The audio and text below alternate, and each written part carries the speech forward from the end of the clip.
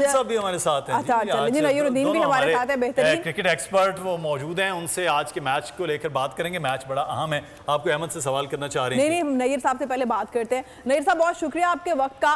क्या एक्सपेक्टेशंस हैं आज के मैच को लेकर? पाकिस्तानी टीम में कुछ तब्दीलियां भी की गई हैं, तो कितनी सूदमंद साबित हो सकती हैं? कितना मुतमईन हैं आप आज पाकिस्तानी टीम की तैयारी से?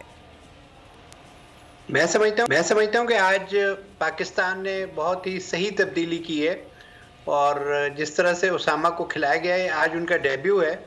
और दूसरी बात जो अच्छी हुई है वो ये भी हुई है कि हमने टॉस जीत लिया है, तो हमें दोबारा मतलब रात को जब बॉलिंग करनी होगी तो उसमें ड्यूक का कोई इम्पैक्ट नहीं होगा, जो ख़ास तौर पे स्पिनर्स को बहुत तंग करती है और बॉल जो है वो स्पिन नहीं होती है।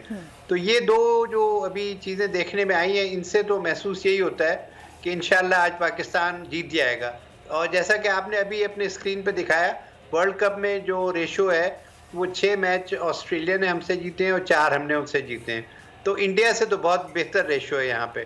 तो उम्मीद यही करनी चाहिए कि आज गेम बहुत ही सनसनीखेज और पाकिस्तान जो है ना फाइट पुट अप करेगा। मेन चीज़ ये है कि you have to put up a fight.